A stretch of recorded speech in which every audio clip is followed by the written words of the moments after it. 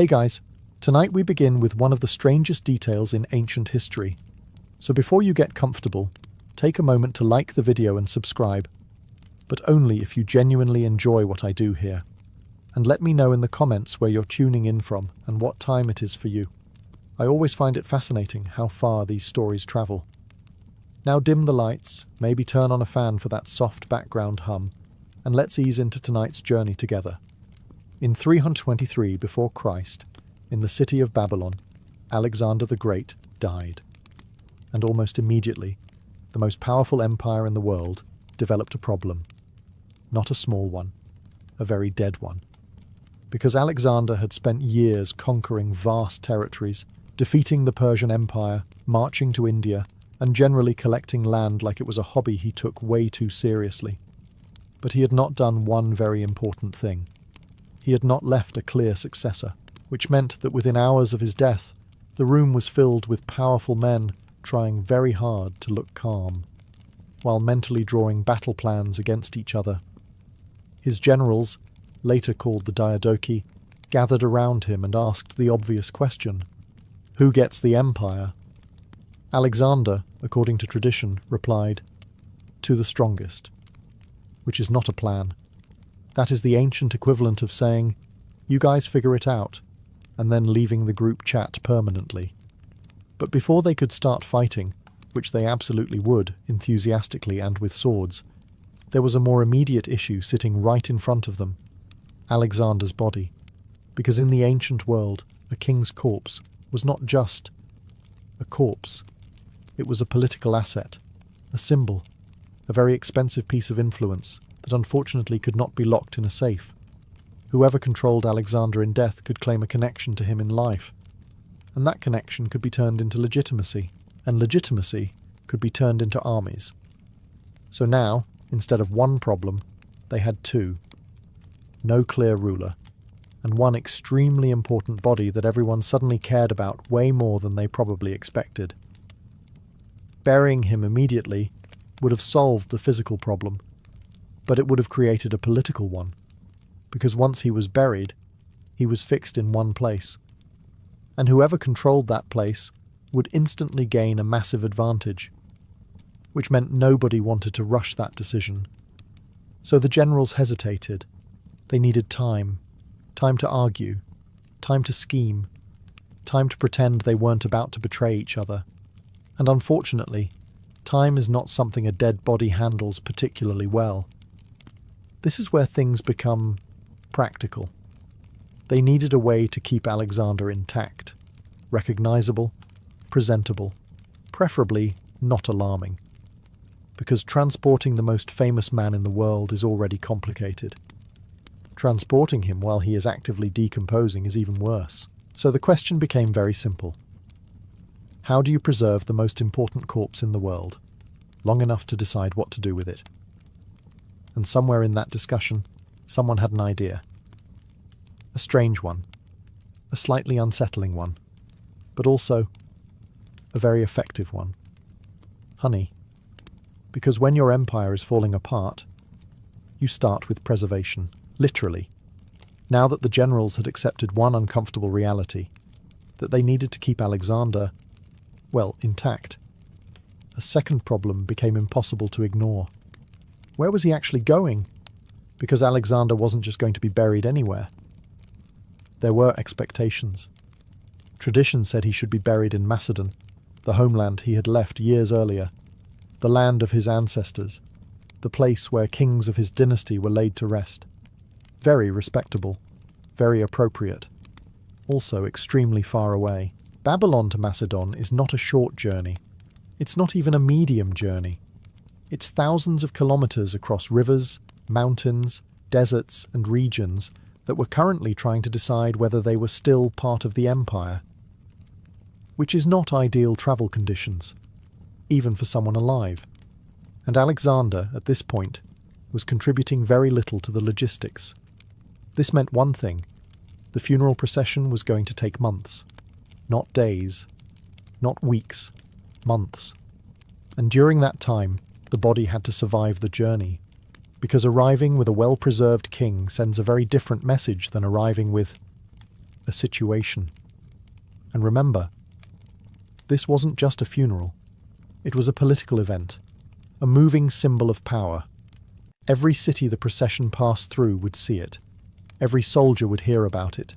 Every rival general would be watching closely, which meant the body needed to look like Alexander, recognizable, dignified, preferably not melting under the Babylonian sun.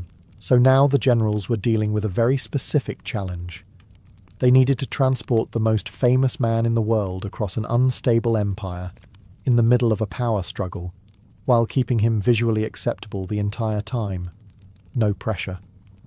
This is where the idea of preservation became less theoretical and more urgent, because without it, the journey simply wasn't possible. Time was no longer just a political advantage. It was a biological problem. The longer they waited, the worse things would get. And since rushing wasn't an option, they needed something that could slow everything down. Something reliable. Something available. Something that didn't require modern technology. Because they did not have that. Which is when someone looked at a very ordinary substance and had a very unusual thought. Honey.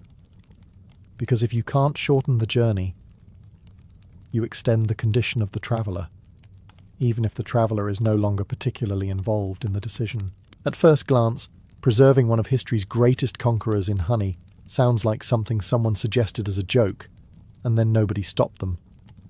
But here's the surprising part. It actually made sense. A lot of sense. Because honey is not just food. It is one of the most effective natural preservatives available. Something ancient people understood long before modern chemistry came along to explain it. Honey has very low moisture content, which means bacteria struggle to survive in it. It is also naturally acidic, creating an environment where the microbes responsible for decay simply do not thrive. In simple terms, honey is extremely bad for anything trying to decompose, which is exactly what you want when dealing with a body that needs to remain presentable for months. Ancient civilizations had already figured this out. Honey had been used to preserve fruits, meats, and even small animals. In some cases, it could keep organic material intact for surprisingly long periods of time. So when the generals needed a solution, honey wasn't as random as it sounds. It was practical, accessible, and most importantly, effective. Now, to be clear, this was likely not the only method used. Alexander's body was probably treated with additional preservation techniques, possibly involving oils, herbs, or early forms of embalming influenced by Egyptian practices. Because if you're preserving the most important person in the world, you don't rely on just one idea. You combine ideas, you overdo it slightly, you make absolutely sure nothing goes wrong. But honey would have played a key role. It would have slowed decay, reduced odour, and helped maintain the body's appearance long enough for transport. Which brings us to the slightly strange image that history leaves us with. Somewhere in Babylon, preparations are underway. A massive empire is on the verge of civil war. Powerful generals are quietly planning their next moves. And in the middle of all this, Alexander the Great is being placed into a container filled with honey. Not as a symbol, not as a ritual, but as a solution. Because sometimes the most important decisions in history are not dramatic.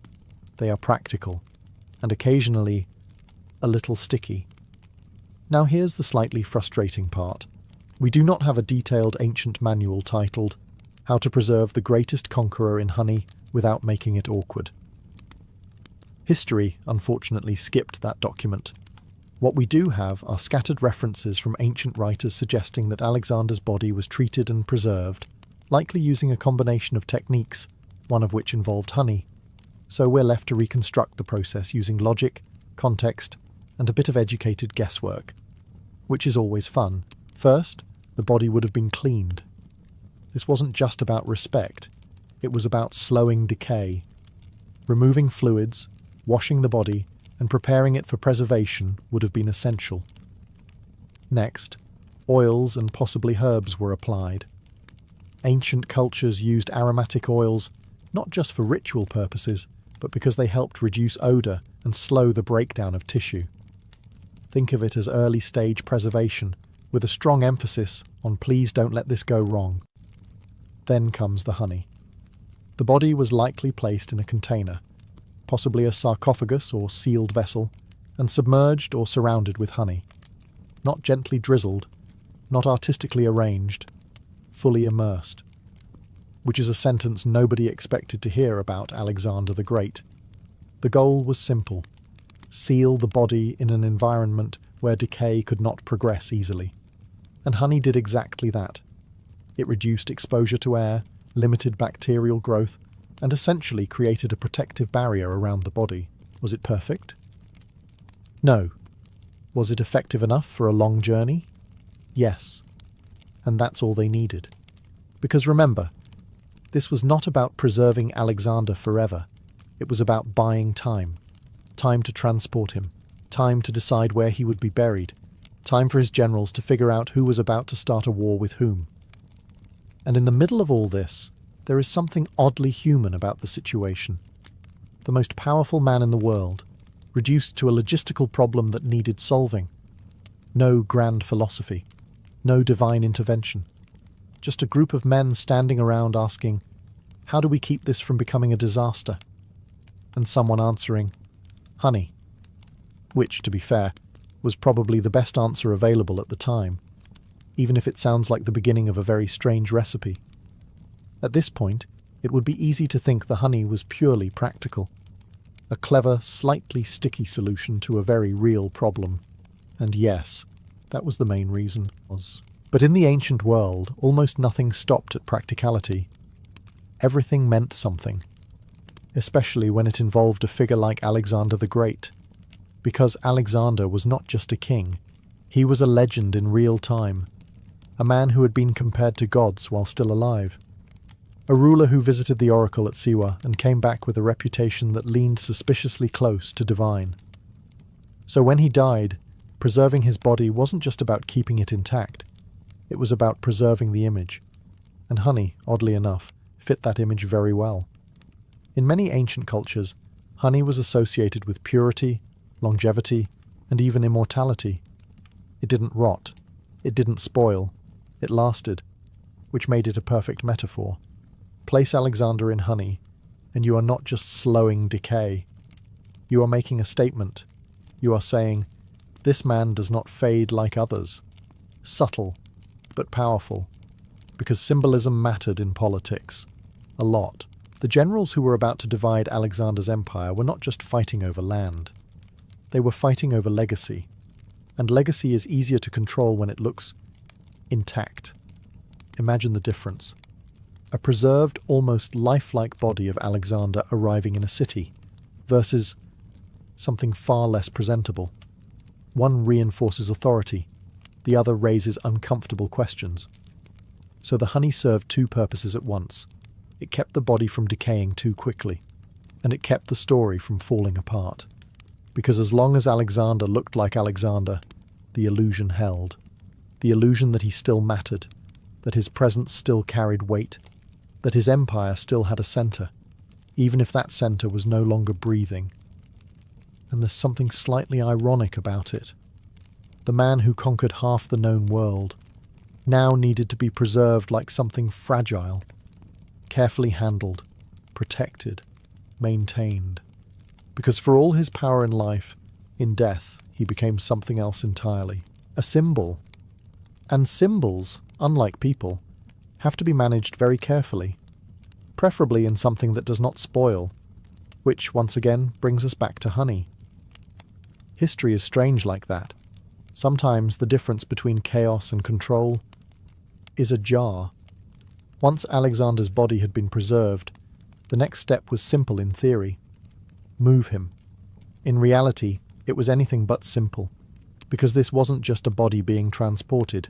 This was Alexander the Great, conqueror of empires, destroyer of dynasties, and now, unexpectedly, the centerpiece of the most politically sensitive road trip in history. You don't just throw that into a cart and hope for the best. So the generals did what they always did when faced with a problem. They made it bigger. The funeral carriage designed to carry Alexander's body was described by ancient sources as enormous and highly elaborate. This was not a quiet procession. This was a moving spectacle, a statement, a rolling reminder that even in death, Alexander remained the most important figure in the world. The carriage itself was said to be decorated with gold, columns, statues, and intricate designs. It likely resembled a small temple on wheels more than anything practical, which, from a logistical standpoint, is not ideal. Because when you're travelling thousands of kilometres across uneven terrain, what you really want is something light, efficient, and easy to manoeuvre. Instead, they built something that probably required a team meeting every time it hit a bump. But practicality was not the priority. Visibility was. Every city the procession passed through would see it. Every soldier would talk about it. Every rival would notice. This was propaganda on wheels. And at the centre of it all, preserved carefully, was Alexander. Still recognisable. Still presentable. Still politically useful. The journey itself was slow. Deliberately so. Partly because of the terrain, partly because of the size of the procession, and partly because no one involved was in a hurry to reach the final destination. Because once Alexander was buried, the game changed. Control would become fixed. Opportunities would close, and for ambitious men, uncertainty is often more useful than resolution. So the procession moved forward, gradually, across rivers, through plains, past cities that had once seen Alexander alive and now saw him carried in silence. And all the while the body remained intact. Thanks, in no small part, to the unusual decision made back in Babylon, which meant that for months, as the empire quietly shifted and tensions grew, Alexander continued his journey, not as a conqueror, but as cargo, extremely valuable cargo, preserved, protected, and moving slowly through a world he had once ruled, which is not how he probably imagined his final campaign would go. While Alexander was travelling, slowly, carefully, and slightly sweetened, something else was happening. The empire he built was beginning to fall apart, not dramatically at first, more like controlled disagreement, which is a polite way of saying powerful men were starting to prepare for war. Because without Alexander the Great alive to hold everything together, there was no central authority strong enough to keep order across such a vast territory. And Alexander's final plan, if we can generously call it that, had not helped. To the strongest. That line echoed through every conversation, every meeting, every quiet moment where a general looked at another general and thought, I could take him. The Diadochi, Alexander's top commanders, began dividing responsibilities, territories, and influence. Officially, they were cooperating. Unofficially, they were measuring each other. Carefully, suspiciously, constantly, because everyone knew what was coming. The empire was too large, too diverse, too recently conquered. Without a single powerful ruler, it would not stay united for long. And this is where Alexander's body became even more important. Because in a world without a clear king, symbols matter more than ever. Whoever controlled Alexander could claim to act in his name, and acting in his name could justify almost anything. Armies could be raised, decisions could be enforced, enemies could be labelled as traitors to his legacy. Which meant the funeral procession wasn't just a journey. It was a moving source of legitimacy. A very slow-moving, heavily guarded, honey-preserved argument for power. And everyone was watching it, not just respectfully, strategically, because where Alexander ended up would shape what came next, and the longer the journey lasted, the more time the generals had to prepare, to build alliances, to quietly gather strength, to decide which side of history they wanted to be on. So while the carriage rolled forward across the empire, decorated and dignified, the political ground beneath it was shifting, cracking, splitting into pieces. And soon, those pieces would turn into full-scale wars. Because when one man builds an empire that depends entirely on him, the moment he disappears, everything else starts to come apart. And no amount of honey can preserve that. At some point during this very slow, very expensive funeral journey, one man looked at the situation and thought, I could improve this. That man was Ptolemy Soter, or, as we'll call him properly, Ptolemy I.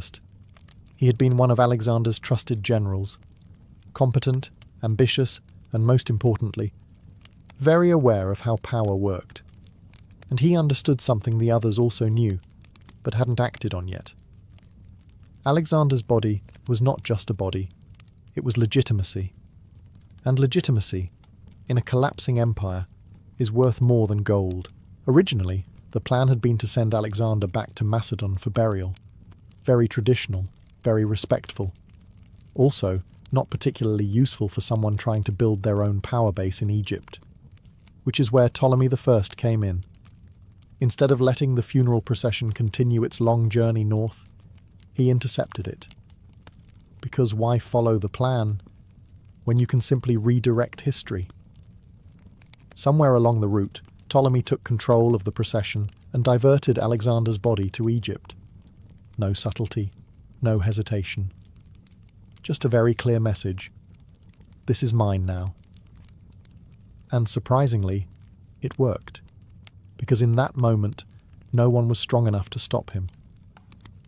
The other generals were busy managing their own territories, building alliances, and preparing for the inevitable conflicts ahead. And Ptolemy had just secured the most powerful symbol in the entire empire. He brought Alexander to Egypt, a land already rich, stable, and strategically important. And now, it had something even more valuable. It had Alexander, which immediately elevated Ptolemy's position. Because ruling Egypt was one thing. Ruling Egypt while holding the body of Alexander the Great? That was something else entirely. It gave him prestige, authority, a direct connection to the most legendary figure of the age, and all of that translated into power. Meanwhile, the rest of the generals were left with a slightly awkward realization. They had spent all this time arguing over land, and Ptolemy had quietly taken the most important piece on the board. Without a battle, without a war, just by making a decision at the right time, which in ancient politics is often more effective than an army. And so Alexander's journey changed direction, not toward Macedon, but toward Egypt. Because sometimes history doesn't follow the plan. It follows the person bold enough to ignore it. When Ptolemy I brought Alexander the Great into Egypt, he wasn't just completing a detour, he was making a statement. A very clear one. Egypt, already one of the richest and most stable regions of the former empire, had just gained something no other territory possessed. Alexander himself, or at least the preserved version, which, politically speaking, was more than enough. At first, the body was likely taken to Memphis, one of the traditional centers of power in Egypt. This was a smart move. Memphis carried religious and historical weight, and placing Alexander there immediately connected him to the long line of Egyptian rulers. Because in Egypt, kings weren't just kings, they were divine, pharaohs, living gods. And now Alexander, already rumoured in his lifetime to be the son of Zeus Ammon, could seamlessly fit into that tradition, even in death. Which was incredibly convenient. For Ptolemy, this was more than a burial. It was branding. By placing Alexander in Egypt, he wasn't just honouring his former king. He was aligning himself with him, standing beside him, claiming, without saying it directly, I am the one who carries this legacy forward. And the presence of the body made that claim feel real. People could see it, visit it, stand in front of it. This wasn't an abstract idea of succession. It was physical, visible, almost tangible, which made it powerful. Later, the body would be moved to Alexandria, the great city Alexander himself had founded. A city designed to represent Greek power in Egypt, blending cultures, ideas, and influence. And now, it would also house Alexander, which turned Alexandria into something more than just a city. It became a centre of memory, a place where the past and present met, where rulers could connect themselves to the greatest conqueror of their age. and people came to see it, not just locals, travellers, officials, eventually even Roman leaders, because standing before Alexander, even preserved, even silent, meant something. It reminded everyone of what had been achieved, and what power could look like. And for Ptolemy I, that was the entire point, because ruling Egypt was good. But ruling Egypt while hosting the body of Alexander the Great, that was better. Much better.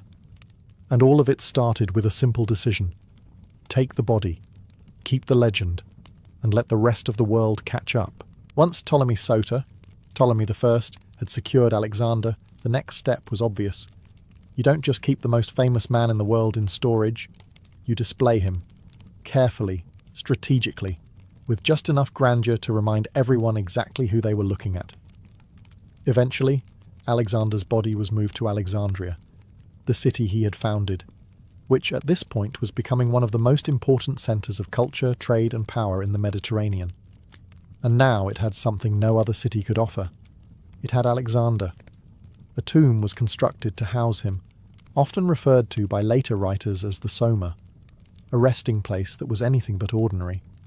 Because this wasn't just a burial site, it was a destination. People came to see it, and not just curious locals, rulers, generals, foreign visitors. Later, even Roman emperors would make the journey to stand before the preserved body of Alexander the Great, which is a very long trip, just to look at someone who was no longer particularly interactive. But that's the point. Alexander still mattered. Even in death, he had presence, power, reputation. Standing in front of his tomb wasn't just about respect. It was about association. If you were powerful, you visited Alexander. If you were ambitious, you compared yourself to him. If you were trying to impress people, you made sure everyone knew you had seen him. Because proximity to greatness has always been useful, even when that greatness is no longer moving. The tomb itself likely reflected this importance. While exact details are debated, it was probably richly decorated, centrally located, and designed to be seen. This was not a hidden grave. This was a public symbol, a carefully maintained reminder of the man who had once ruled the known world, and at the centre of it all, the body remained, preserved, recognizable, still doing its job, because that's what it had become. Not a person, not even just a memory, but a tool, a very effective one. And perhaps the strangest part is this. Alexander had conquered cities, nations, and empires, but in the end, his greatest influence might have come from simply lying still, preserved in honey, displayed in a tomb, and continuing to shape history without saying a word. Which is not how most people plan their legacy. But then again, most people don't end up like Alexander. By the time Alexander the Great was resting in Alexandria, something unusual had happened. He had stopped being a person and started being an advantage. Because in the unstable world that followed his death, power wasn't just about armies or territory, it was about legitimacy. And legitimacy is a fragile thing. You can claim it, you can announce it, you can even shout it very confidently. But it helps a lot if you can point to something and say, "See, this proves it." For Ptolemy I, that something was Alexander himself, or more specifically, his body.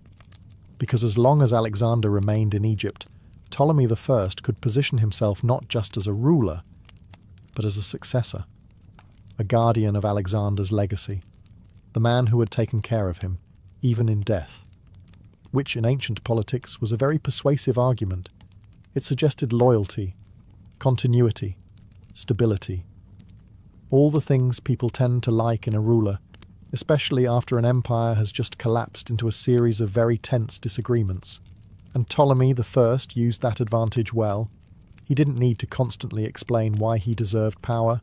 The answer was right there, visible, preserved, impossible to ignore. Meanwhile, other generals had to rely on different methods. Military strength, alliances, carefully worded claims, which are all effective, but none of them come with a physical symbol you can put in a city and invite people to visit. Alexander, on the other hand, required no explanation. Everyone knew who he was. Everyone knew what he had done. And now, anyone in Alexandria could see him, which made the connection feel real. And real is powerful, even if it's slightly unsettling, because there is something strange about it. A man who had spent his life moving, conquering, expanding, now reduced to staying in one place, serving a purpose he never chose, helping shape a political system he would probably have found frustrating. But that's what happens in history. People become symbols, symbols become tools, and tools get used. And in this case, the tool just happened to be one of the most famous individuals to ever live, carefully preserved, strategically displayed, and still influencing the world, without doing anything at all.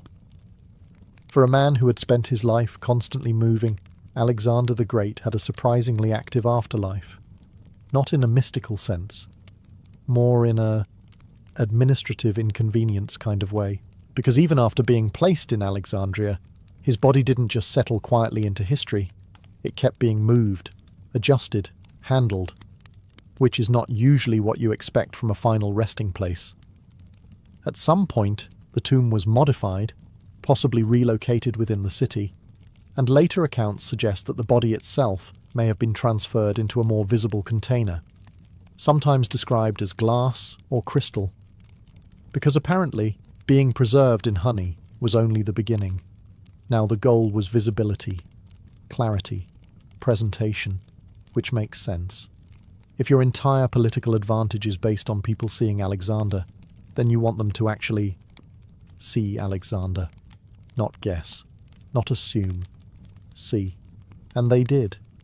Ancient sources describe visitors coming to view the body directly, not just the tomb, the body itself, which raises a slightly uncomfortable realization. For years, possibly centuries, people could walk into a chamber in Alexandria and look at the preserved remains of one of the most famous men in history, up close.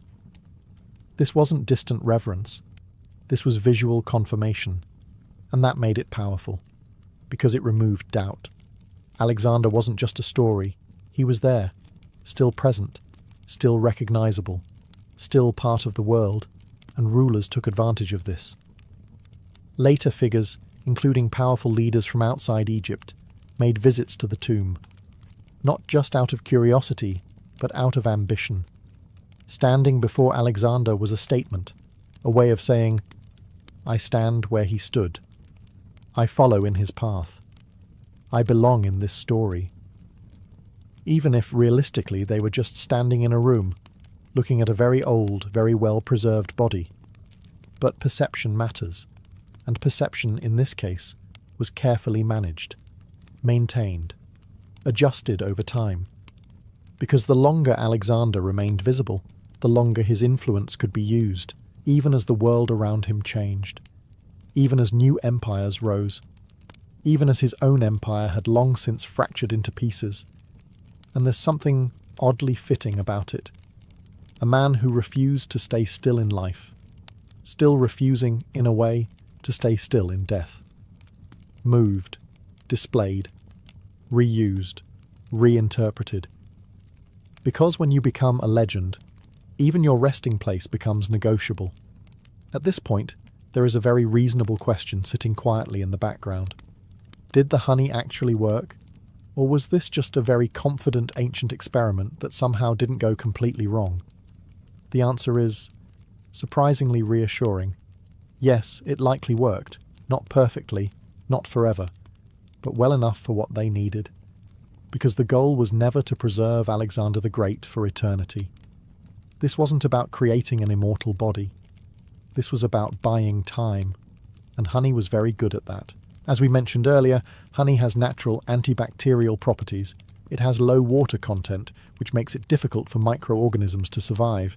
It creates an environment where decay slows down significantly. In some cases, organic material placed in honey can remain preserved for long periods. Not fresh exactly, but stable. Which, in this situation, was more than enough. Now, to be clear, honey was probably not acting alone.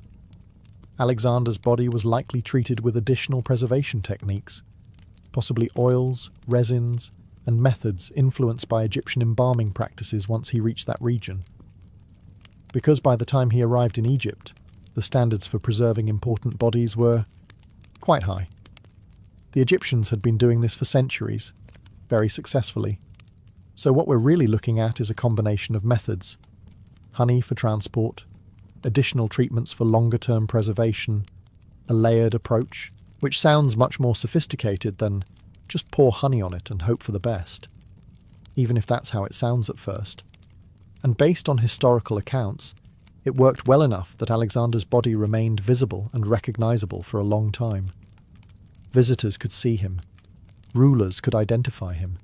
The illusion held, which was the entire point. Because again, this wasn't about biology. It was about politics. As long as Alexander looked like Alexander, his presence could still be used. His legacy could still be controlled. His story could still be shaped. And honey helped make that possible. Which is a strange but important detail, because out of all the tools used to preserve one of history's greatest figures, one of the most effective was something you might casually put on bread. History has a way of doing that, taking something ordinary and quietly giving it a very important job. At first glance, the idea of preserving Alexander the Great in honey sounds ridiculous, almost like a misunderstanding, or a story that got slightly out of control over time. Because when you think of kings, you think of gold, marble, elaborate rituals, not something you could theoretically find in a kitchen. And yet, the more you look at it, the more it starts to feel less like a strange decision, and more like a very clever one, because the people dealing with this situation weren't trying to be poetic. They were trying to solve a problem, a very urgent, very practical problem. They needed to preserve a body for months, in heat, across long distances, without modern tools, and they needed it to remain presentable, which eliminates most options immediately. You can't rush the journey, you can't ignore the decay, and you definitely can't afford a mistake, because the consequences weren't just unpleasant, they were political. If Alexander's body deteriorated beyond recognition, it would weaken the illusion. The symbol would break, and with it, a significant source of authority. So the solution had to be reliable, accessible, and effective. Honey checked all those boxes. It didn't require special equipment. It was widely available, and it had already proven its ability to preserve organic material, which made it, in a way, one of the most advanced solutions available at the time, not because it was sophisticated, but because it worked. And that's often the difference between a strange idea and a good one. Results. And the results speak for themselves. Alexander's body made the journey. It arrived intact. It remained visible for years afterward. It continued to influence politics long after his death, all of which suggests that the people who made this decision knew exactly what they were doing, even if the method sounds unusual to us now. And there's something quietly impressive about that. No grand invention, no lost ancient technology, just a simple substance used in the right way at the right time, because history isn't always shaped by the most complex ideas. Sometimes it's shaped by the most effective ones, even if they happen to be slightly sticky. In the end, Alexander the Great did something very few people managed to do. He kept shaping the world after he was gone.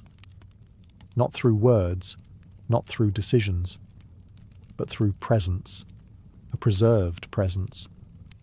Because long after his death, his body continued to influence politics, power, and perception across the ancient world. Generals fought over his legacy. Rulers aligned themselves with his memory. Cities built identity around his name. And for a time, his body, carefully preserved, transported, and displayed, sat at the centre of it all. A silent authority, a still point in a very unstable world.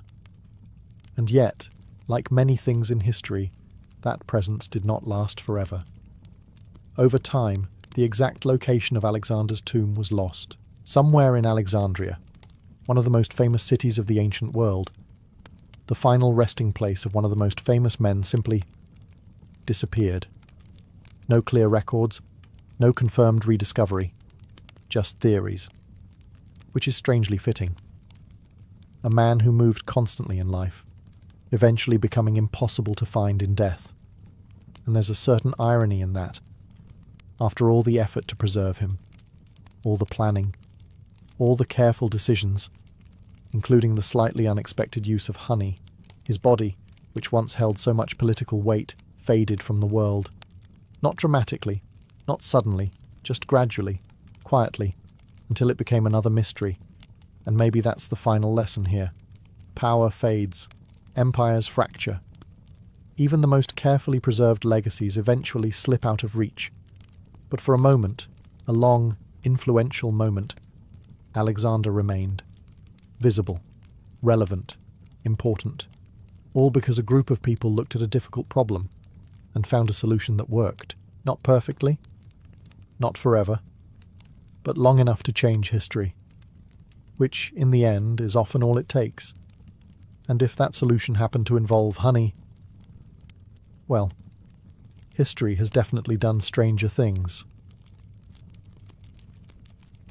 Somewhere within the shadowed fortresses of 17th century France, a man lived in silence, his identity buried deeper than the stone walls that confined him.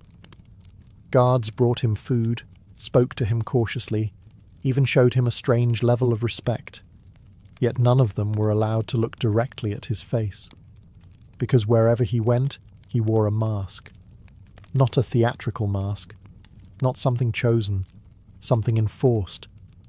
This prisoner would later become known as the Man in the Iron Mask, a name that sounds almost mythical, like something invented to frighten children or entertain bored nobles. But he was real, painfully real. And the strangest part is this. He wasn't treated like a common criminal. No chains dragging behind him. No public trial. No record of a crime. Instead, he was hidden, carefully, deliberately, as if his very existence was dangerous. Which raises an uncomfortable question. What kind of man needs to be erased, but also protected? Because he wasn't simply locked away. He was moved between prisons under strict supervision, always accompanied by a trusted officer, always kept under close watch. Orders were clear. No one was to hear his story, no one was to speak to him freely, and under no circumstances was anyone to see his face. If he ever removed the mask in front of others, the consequences would be severe. You can imagine how seriously that rule was taken. And yet, despite all this secrecy, whispers began to spread. Who was he? Some said he was a disgraced noble who knew too much. Others believed he had betrayed the crown in some unforgivable way. But the most dangerous rumour, the one that refused to die, was far more unsettling. What if he wasn't just a man, but someone connected to the royal bloodline itself? Because in a court full of power, ambition, and carefully crafted appearances, identity was everything. And if this prisoner shared a face with someone important, someone untouchable, then hiding him behind a mask wasn't just punishment. It was necessity. And so, while France glittered under the rule of kings and courtiers, one man sat in the dark, his name erased, his face concealed, his story locked away with him. Not forgotten. Hidden. And perhaps hidden for a reason far more dangerous than anyone dared to admit. If the mask itself wasn't enough to raise suspicion, the way this prisoner was treated certainly was. Because everything about his captivity suggested one thing. He was important. Dangerously important. He wasn't thrown into a filthy dungeon and left to rot like most prisoners of 17th century France. Instead, he was kept under constant supervision by a single man, Benigne d'Auvergne de Saint-Mars, a loyal officer of Louis XIV. Saint-Mars didn't just guard him, he followed him, from one prison to another. First at Pignerol, then at Exiles, then Sainte-Marguerite, and finally the Bastille. Wherever Saint Mars was appointed, the masked prisoner went too. Now think about that. In a time when prisoners were disposable, when most died unnamed and unmourned, this man was moved carefully, deliberately, like a secret too dangerous to leave behind. And Saint Mars had strict instructions, orders so precise they bordered on obsession. The prisoner was to be isolated. No one was to speak to him unnecessarily. No one was to see his face. And most chilling of all, if he ever removed his mask in front of others, he was to be killed immediately, not punished. Killed. That alone tells you everything. Because you don't issue that kind of order for a thief or a political nuisance or even a traitor. You issue it for someone whose identity could shatter something fragile, something powerful. And yet, despite these extreme measures, there are records that suggest the prisoner lived relatively comfortably. He was given clean clothes, decent food, even furniture. At times, he was allowed books. This wasn't cruelty. This was containment, like a dangerous truth wrapped in silk. Other prisoners reportedly noticed the difference. They whispered. They speculated. Who was this man who lived better than they did, yet was denied the most basic human freedom, to be seen? Some believed he was a noble who had fallen from grace. Others thought he knew secrets about the royal court. And a few more daring voices suggested something unthinkable. What if he wasn't just connected to the king? What if he was the king? Or at least, someone who should have been. Because the deeper you look into this story, the more one possibility begins to emerge from the shadows. Not a servant, not a spy, but someone born into power, erased from history. And if that's true, then the mask wasn't meant to hide him from the world. It was meant to hide the world from him. By the time whispers about the masked prisoner reached the wider world, one theory began to dominate all others. Dangerous, seductive, and almost impossible to prove. What if the man behind the mask was not just important, but identical to the king himself? At the centre of this theory stands Louis XIV, the Sun King, ruler of France, the embodiment of absolute power. A man who carefully crafted his image as unique, divine, and untouchable. His face was not just a face, it was authority itself. Now imagine, just for a moment, that there existed another man with that same face. Not a distant cousin, not a look-alike, a twin. It sounds like something out of a dramatic play, and in fact, it later inspired writers and storytellers for exactly that reason. But in the rigid, carefully controlled world of the French monarchy, even the possibility of a twin posed a terrifying risk. Because if two men shared the same royal face, then which one was truly king? And more importantly, could the wrong one take the throne? 17th century France was built on the illusion of singular power. The king was chosen by God, unique in his authority. A duplicate would not just confuse that idea, it would destroy it. Civil unrest, political chaos, rival factions, all could erupt from a single dangerous truth. So, what would you do if you were the king? If such a twin existed, there were only two options: eliminate him or erase him. And perhaps, just perhaps, the mask was the chosen solution. Not a punishment, but a precaution.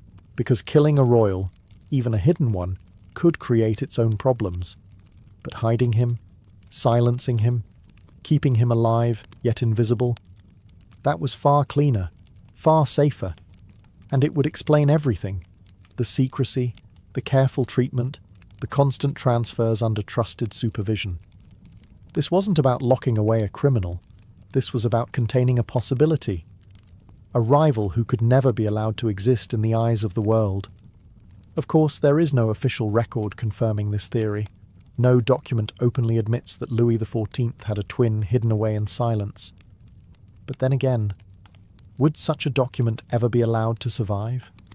Because if the truth really was that dangerous, it wouldn't be written down. It would be buried, just like the man behind the mask. And as the years passed, the mystery only deepened, drawing in philosophers, writers, and skeptics alike. each trying to peel back the layers of a secret that refused to die. If the masked prisoner was the secret, then the man guarding him was the lock. His name was Benigno d'Auvergne de Saint-Mars, and without him, this mystery might have faded into obscurity centuries ago. Because Saint-Mars didn't just oversee prisons, he oversaw this man, closely, consistently, almost obsessively. Wherever Saint-Mars went, the prisoner followed, from the fortress of Pignerol to the remote exiles, then to the island prison of Sainte Marguerite, and finally to the infamous Bastille. Different locations, same arrangement, the masked man, and the one man trusted to keep him hidden. That level of continuity was not normal. Prison governors didn't usually drag inmates across France like personal luggage, especially not one prisoner, especially not one whose identity was supposedly irrelevant. Which raises a far more interesting question. Why Saint-Mars? Because he wasn't just any officer. He was loyal, quiet, discreet, the kind of man who followed orders without asking dangerous questions. And more importantly, the kind of man who understood that some truths were not meant to be spoken, even in whispers. There are surviving letters written by Saint-Mars, carefully worded, almost sterile in tone, but even within them you can feel the tension. He refers to the prisoner with vague descriptions, never a name, always the man or my prisoner, never anything that might anchor him to a real identity, as if even writing it down would be a risk. And yet, small details slipped through. The prisoner required special treatment.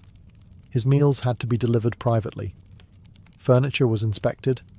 Even the walls of his cell were checked. No scratches, no messages, no signs that he might be communicating with anyone outside.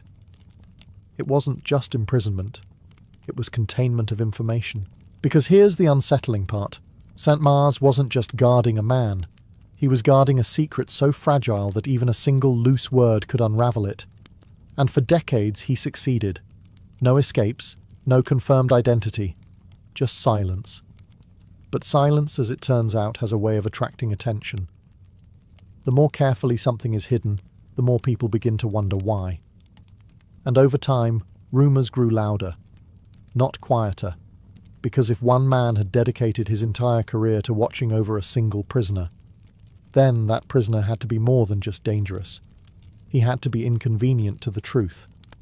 And the longer Saint-Mars kept that truth buried, the more irresistible it became. Because secrets like this don't disappear. They wait, and eventually, they begin to leak. For years, the masked prisoner remained a ghost, seen, guarded, but never truly known. Yet no secret, no matter how carefully buried, can stay perfectly contained. Not in a world filled with curious minds, idle guards, and restless prisoners. Because prisons, for all their stone and iron, are terrible at keeping silence. At first, the rumours were small. A servant noticing that one prisoner received better food. A guard mentioning, perhaps too casually, that a man inside was never allowed to show his face. A passing comment here, a half-heard conversation there. Nothing concrete, nothing provable, but enough to spark curiosity. And curiosity, as always, spread faster than truth. At the island prison of Sainte Marguerite, whispers began to circulate among those who worked there. They spoke of a man who wore a mask even when eating, lifting it only slightly, carefully, as if even the act of breathing required secrecy. Some claimed his voice was refined, educated, nothing like a common criminal. Others insisted he carried himself with a strange dignity, even in captivity. Not broken, not desperate, just contained. And that detail alone was enough to transform rumour into legend. Because prisoners were supposed to beg, rage, or decay. They weren't supposed to sit quietly, as if they understood exactly why they were there. Soon, stories grew bolder. Some said the man had once been a noble, disgraced for knowing too much about the inner workings of the court. Others claimed he had been involved in secret political schemes, the kind that never reached public record. There were even whispers that he had been close, too close to power itself.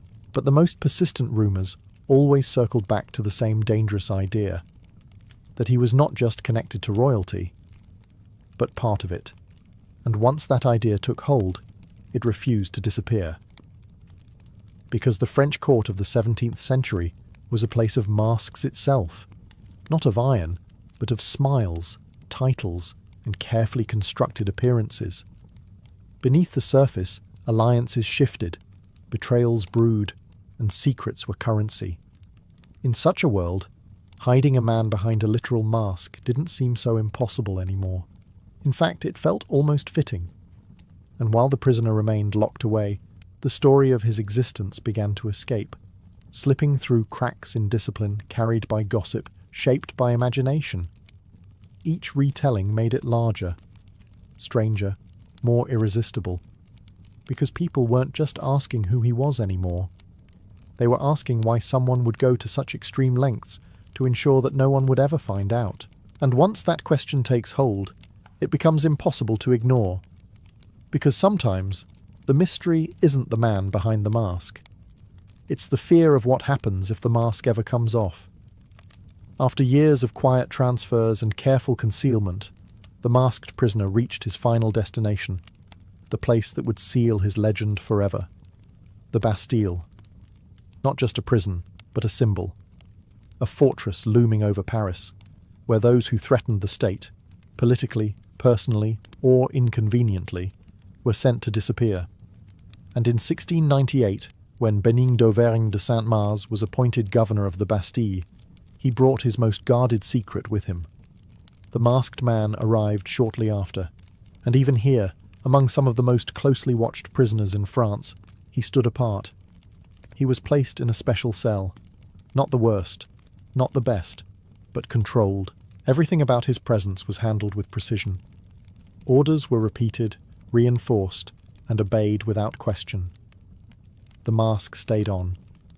Conversations were limited, contact was minimized.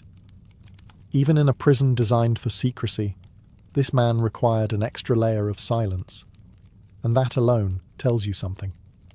Because by the time he reached the Bastille, this was no longer just about hiding him. It was about finishing what had started years earlier. Other prisoners noticed, of course. They always did. A man treated differently is impossible to ignore. Guards behaved more cautiously around him. Instructions were stricter. There was an invisible line drawn around his existence, one that no one dared to cross. But still, people tried to understand. Some claimed they saw glimpses of him through partially opened doors, a figure sitting calmly, wearing a dark mask that concealed his face entirely. Not iron, as later legends would claim, but likely velvet or cloth, practical but no less symbolic. Because the material didn't matter. The purpose did. And the purpose was absolute anonymity. No name, no face, no identity, just a presence. And yet, despite this enforced invisibility, the man did not behave like someone erased. Reports suggest he remained composed, even dignified. He followed instructions. He did not resist. He did not attempt escape. Almost as if he understood. Almost as if he knew that whatever truth he carried was never meant to leave those walls. Then, in 1703, after decades of silence, the prisoner died. Quietly, without ceremony, without explanation. He was buried under a false name, and just like that, the man himself vanished completely. But the mystery didn't die with him. Because when a story is built on silence, death doesn't end it. It amplifies it. And now, with no living witness left to confirm the truth, the question only grew louder. Who was he, really? In 1703, the masked prisoner died inside the Bastille. No public announcement, no royal statement, no explanation, just silence. According to the official record, he was buried under the name Marchioli, a name that to this day feels more like a placeholder than a truth.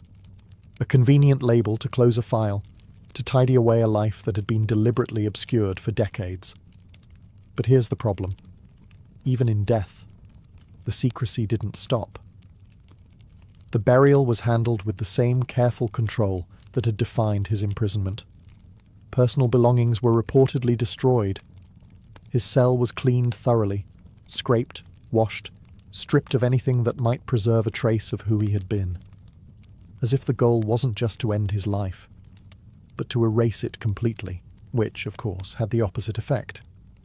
Because when you try this hard to hide something, people start asking why, and they didn't stop.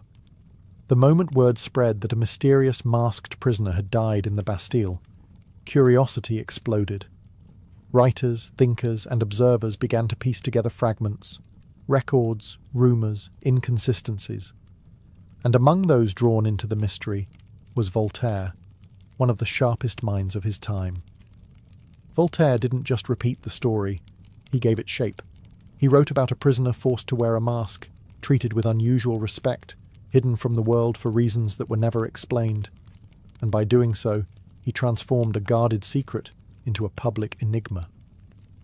From that point on, the man in the iron mask was no longer just a prisoner.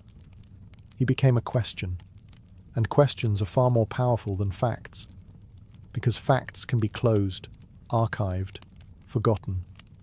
Questions linger, and the more people looked into the story, the more unsettling it became. Why destroy his belongings? Why bury him under a false name? Why maintain secrecy even after his death, when whatever threat he posed should have been gone?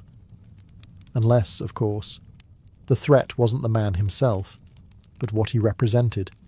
Because if his identity had the power to destabilize something political, something royal, then revealing it, even after his death, could still cause damage. And so, the silence continued. Officially, the story ended in a quiet grave, but in reality, it had only just begun. Because now, with no living witness left, no confession, no face, the mystery was free to grow, to evolve, and to become something far larger than the man it once concealed. With the prisoner gone, and the truth buried alongside him, the mystery of the man in the iron mask did something unexpected. It expanded. Because once a story loses its ending, people begin to write their own. The first theory to take hold, perhaps the most famous, was the idea of a royal twin. The hidden brother of Louis XIV, locked away to protect the illusion of a single divine ruler. It was dramatic, unsettling, and almost too perfect. A secret duplicate, erased from history, forced to live in shadow while his counterpart ruled in sunlight. And people loved it. Not because it was proven, but because it felt right. But it wasn't the only explanation. Another theory pointed toward Ercole Antonio Mattioli, a diplomat who betrayed French interests during delicate political negotiations. He had been imprisoned under secrecy, and his disappearance from records aligned suspiciously with the timeline of the masked prisoner. A traitor, then? Possibly. But would a traitor require a mask for decades? Others suggested the prisoner was a disgraced noble, someone entangled in court scandals too dangerous to expose publicly. Perhaps he knew secrets about the inner workings of power, affairs, betrayals, financial manipulations, the kind of knowledge that could destroy reputations or ignite unrest. And then there were even stranger ideas. Some believed he was an illegitimate relative of the royal family. Others thought he was involved in espionage, a man caught between nations, carrying information too sensitive to be revealed or executed without consequence. Each theory tried to answer the same question. Why the mask? Because imprisonment alone would have been enough to silence most men. Execution would have been quicker. Exile, simpler. But a mask, a permanent concealment of identity, suggested something far more specific. Not just punishment, prevention of recognition. And that detail continues to haunt the mystery, because it implies that if his face had been seen, truly seen, it would have meant something. It would have connected him to someone. It would have confirmed something that could not be allowed to exist. And that's why none of these theories ever fully satisfy. Each one explains part of the story, but never all of it. The twin theory is dramatic, but lacks evidence. The Mattioli theory is grounded, but lacks the need for such extreme secrecy. The Noble theory is plausible, but vague. And so, the mystery remains suspended, balanced between fact and imagination, history and legend, not solved, not forgotten, just waiting. Because sometimes, the most powerful stories are the ones that refuse to choose a single truth. Long after the prisoner was buried under a false name, long after the Bastille itself would fall to revolution, the man in the iron mask refused to disappear. In fact, he became something far more powerful than he had ever been in life. A symbol. Because what began as a carefully guarded secret transformed into a story retold across generations, shaped, exaggerated, and immortalized by writers who saw in it something irresistible. Among them was Alexandre Dumas, who took the mystery and turned it into legend. In his telling, the masked prisoner was indeed the twin of Louis XIV, a rightful king hidden away so the wrong one could rule. It was dramatic, emotional, and unforgettable. A tale of stolen identity, betrayal, and quiet suffering behind cold walls. And from that moment on, the mystery was no longer just history. It was myth. But here's the interesting part. Despite all the embellishment, all the storytelling, the core question never went away. Who was he? Even today, historians revisit the evidence. They analyze letters, prison records, royal correspondence. They compare timelines, cross-reference names, and attempt to reconstruct a life that was intentionally erased. And yet, no answer fully satisfies. Because the truth, if it still exists, was never meant to survive. The man himself left behind nothing. No confession, no verified identity, no final words that could unlock the story. Just fragments, and a mask. And that mask, whether made of iron, velvet, or imagination, became the most important part of the entire mystery. Because it represents something deeper than a hidden face. It represents control, the power to define what is seen and what is never allowed to be seen.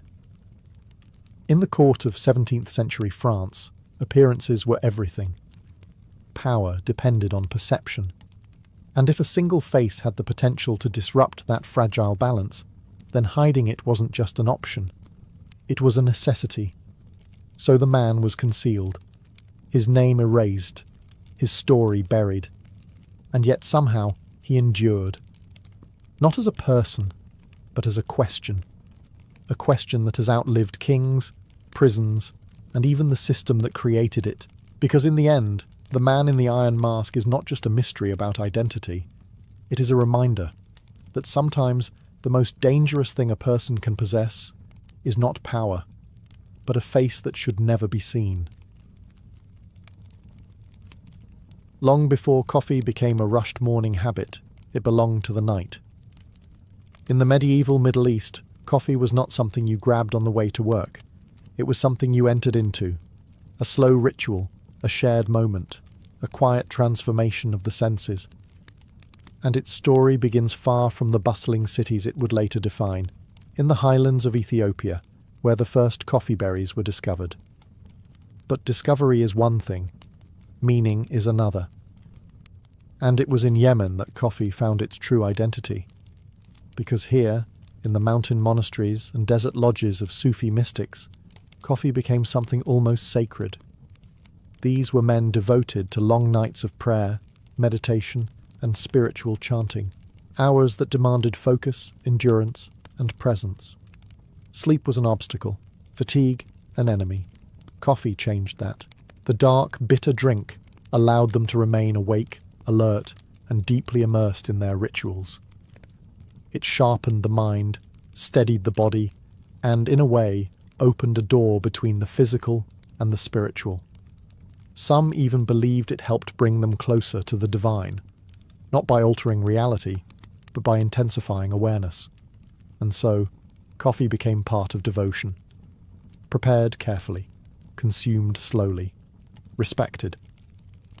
From these Sufi circles, the drink began to spread, first quietly, then with growing momentum.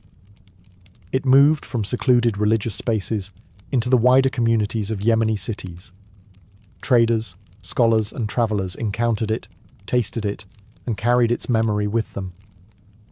And what they carried was not just flavour, it was energy, a different kind of energy than anything people were used to.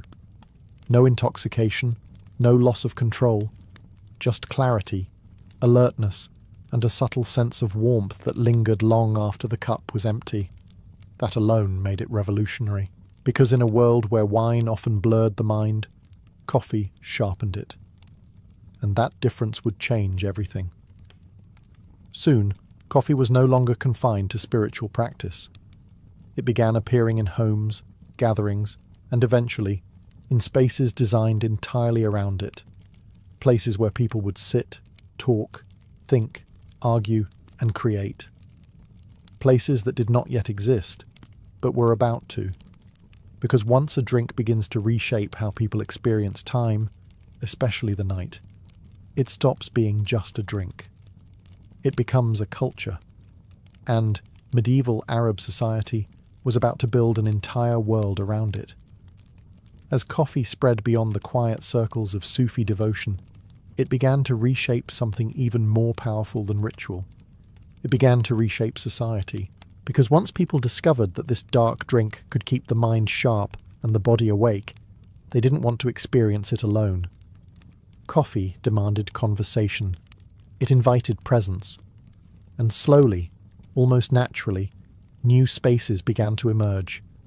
Spaces built entirely around this shared experience. The first coffee houses appeared in cities like Mecca and Cairo, and they were unlike anything that had come before. They were called kave-khane, houses of coffee. But they were more than that. Inside, the atmosphere was alive. Lamps flickered against stone walls. The scent of roasted beans hung in the air. Men gathered on low cushions, cups in hand, voices rising and falling in waves of discussion. Some played games, others listened to poetry. Some simply sat, observing, thinking, absorbing. Because coffee houses were not places of escape. They were places of engagement. Here, ideas moved freely. Scholars debated philosophy.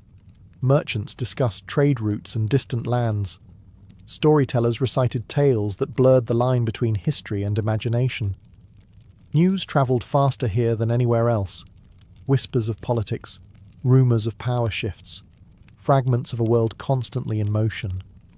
And for many this was the real attraction. Not just the coffee, but the conversation.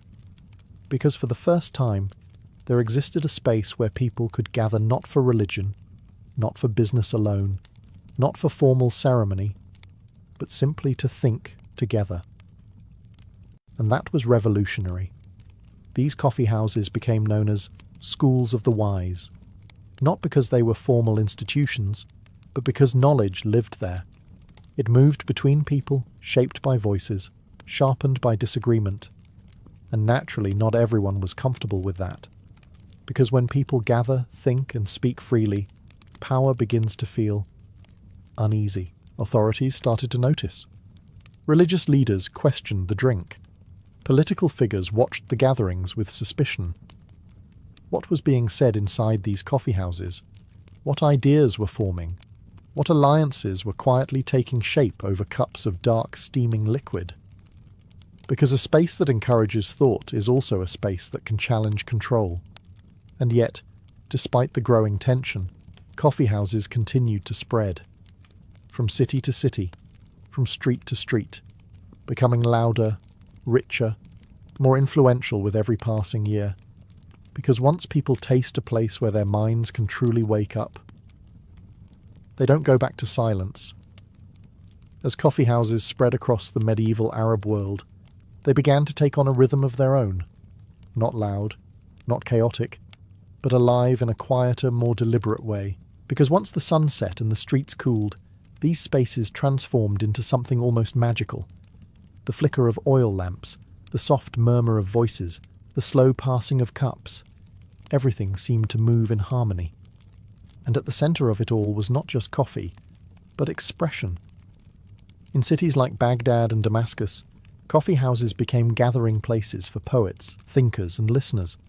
Not performers in the modern sense, but individuals who carried words as carefully as others carried gold.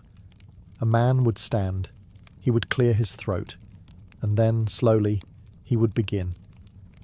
Poetry in the medieval Arab world was not casual entertainment. It was layered, symbolic, and deeply emotional. Verses spoke of love, loss, faith, longing, exile, and the quiet struggles of the human soul. And in the glow of the coffee house, these words found their audience. Listeners leaned in, not distracted, not impatient, present, because coffee sharpened the mind, but it also seemed to soften the moment, stretching time just enough for every word to land, to echo, to settle. And when the poem ended, there was often no applause, just silence, the kind of silence that means something has been understood. Then the discussions would begin. Interpretations, disagreements, reflections. One line of poetry could spark an entire evening of conversation. Philosophical ideas were woven into verse, and those ideas, once released into the room, refused to stay still. This is where thought became shared. Not taught, not imposed, but exchanged. And over time, these gatherings became more than cultural habits. They became intellectual ecosystems, because in these spaces, knowledge was not locked inside books. It moved through voices, shaped by emotion, sharpened by debate. A merchant might challenge a scholar, a poet might question a philosopher. And through that friction, ideas grew stronger, or fell apart. Either way, something was happening, something subtle but powerful. Because when people gather night after night to listen, to speak, to think, something begins to shift, not loudly, but steadily. And in those dimly lit rooms, over cups of dark coffee, a culture of thought was quietly being built, one conversation at a time. As coffee houses grew louder with ideas and fuller with people, something else began to grow alongside them. Suspicion. Because from the outside, these places didn't just look like social gatherings anymore. They looked like something harder to control. Groups of men sitting for hours, talking, debating, exchanging information, sometimes about philosophy, sometimes about trade, and sometimes about power. And that last part made people nervous. In cities like Mecca and Cairo, local authorities began to pay closer attention. What exactly was happening inside these coffee houses? Why were they becoming so popular? And more importantly, what were people saying once they were inside? Because coffee did something unusual. It didn't dull the senses like wine. It sharpened them. People stayed awake longer. Conversations lasted deeper into the night. Ideas were formed, challenged, refined. And in a world where authority depended heavily on control, of behaviour, of information, of public spaces, that kind of environment was unpredictable. Rumours started to spread. Some religious leaders questioned whether coffee was even acceptable. It stimulated the mind, altered behaviour, encouraged late-night gatherings. Was that not, in its own way, a form of intoxication? Others worried less about the drink itself and more about what surrounded it. The conversations. Because in those rooms, people were not just talking about poetry anymore. They were discussing politics, governance, social norms. They were questioning things. Quietly, perhaps, but still questioning. And questioning, in the wrong setting, can become dangerous. So, naturally, attempts were made to control it. At different moments in history, coffee houses were restricted, even temporarily banned. Authorities tried to shut them down, to disperse the gatherings, to return people to more predictable patterns of life. But it didn't work. Because by that point, coffee houses were no longer just places. They were habits, rituals, communities. You could close a building, but you couldn't erase the desire that had formed inside it. People would find other spaces, other corners, other ways to gather. Because once the mind becomes used to being awake, truly awake, it resists going back to silence. And that's what made coffee so different. It wasn't just the drink, it was what the drink allowed. Longer nights, sharper thoughts, freer conversations. And for those in power, that combination was unsettling, because control is easiest when people are quiet, tired, and predictable.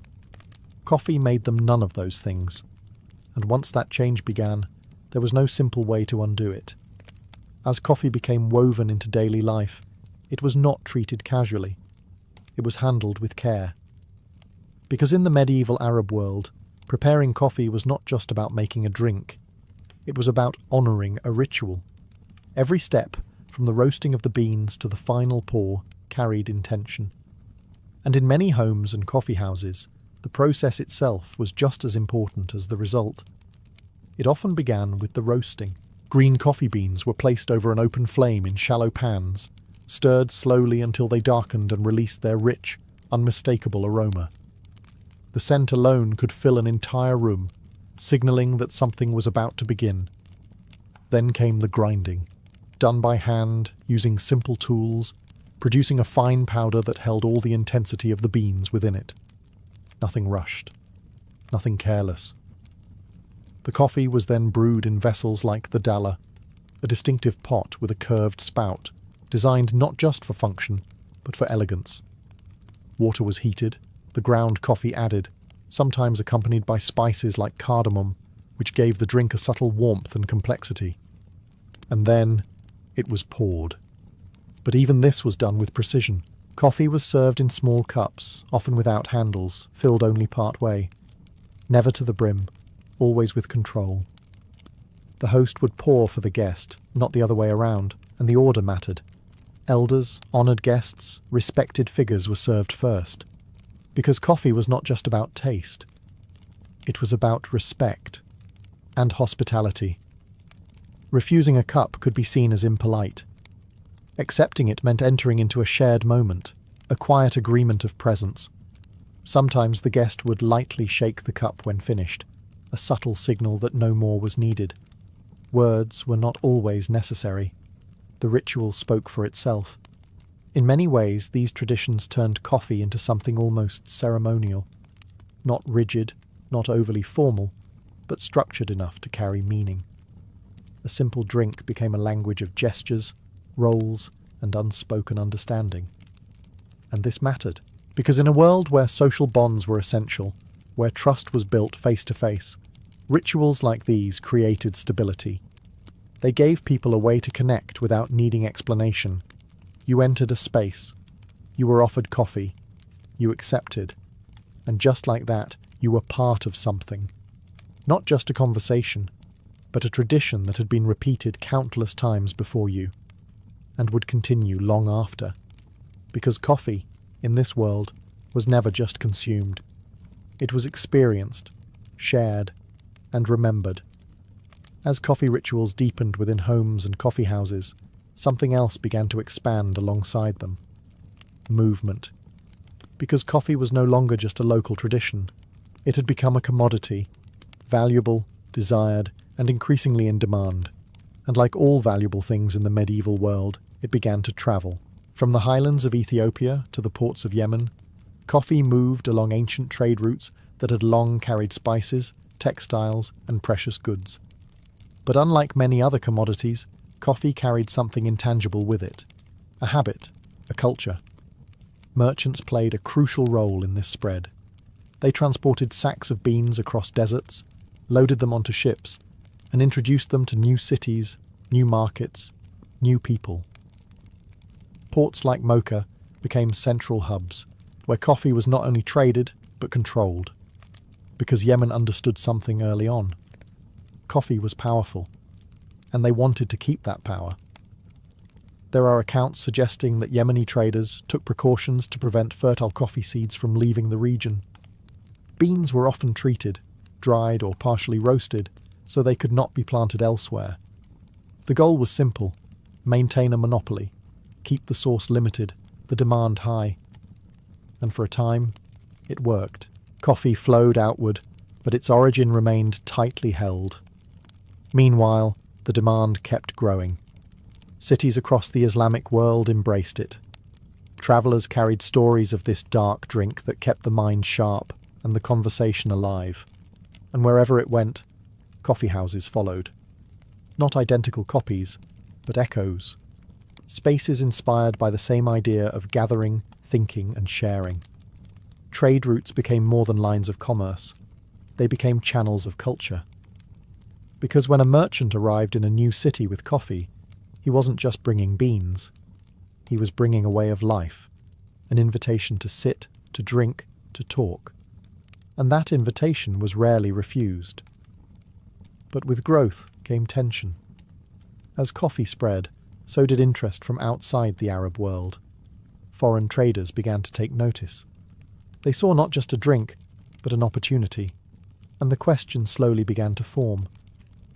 What would happen if coffee escaped its place of origin, if it could be grown elsewhere, traded freely, controlled by others? Because once a commodity becomes global, control becomes fragile. And for Yemen, for the Arab world that had shaped coffee into what it was, that possibility was both inevitable and dangerous. Because the more coffee moved, the harder it became to contain, and the closer it came to changing the world far beyond its original home. As coffee flowed through trade routes and across ports like Mocha, it reached a point where it could no longer be contained. No matter how carefully its origin was guarded, curiosity found a way in. Travellers from distant lands tasted it, merchants carried it home. And slowly, almost quietly, coffee began to cross cultural boundaries. The first major shift came when coffee entered the lands of the Ottoman Empire.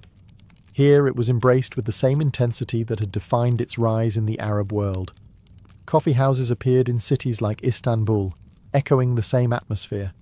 Conversation, debate, storytelling, long nights filled with thought. But something else happened here. Coffee began to adapt. It took on new rituals, new flavours, new social meanings. It became more refined in presentation, more structured in etiquette, and as it spread further into Europe through Ottoman trade and diplomacy, it transformed yet again. But the most important shift wasn't cultural, it was agricultural. Because despite Yemen's efforts to protect its monopoly, coffee plants eventually made their way beyond the Arabian Peninsula. Whether through smuggling, experimentation, or sheer persistence, the secret escaped. Coffee could now be grown elsewhere. And that changed everything. Once cultivation began outside its place of origin, coffee was no longer rare, it was scalable. Plantations emerged in new regions, supply increased, prices shifted, and what had once been a tightly controlled commodity began to move more freely across the world. But even as coffee spread and evolved, something remained constant. The core experience. People still gathered, they still sat together, cup in hand, engaged in conversation that stretched beyond necessity into curiosity. Whether in the Middle East, the Ottoman cities, or later in Europe, coffee houses continued to serve the same fundamental purpose.